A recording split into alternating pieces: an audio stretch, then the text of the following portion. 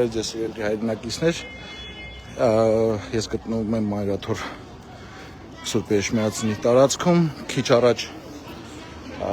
առավոտյան զբոսանք ունեցանք Սրբազան հոր Միքայել Աճապահյանի հետ,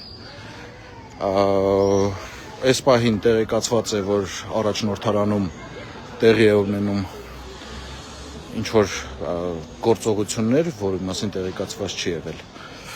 Սրբազան հայրը անցավ իր պարտականությունների կատարմանը, քաղաքական ժողով է, ինչպես տեսնում եք, Սուրբ Էրմիածնում, որի նախագահ հանդիսանում է Սրբազան հայրը, իրավապահներից ինչ-որ մարդ առավոտյան հարցրել է Սրբազան հորը, փորձում եմ գտնել ոստիկաններից ով է դա եղել։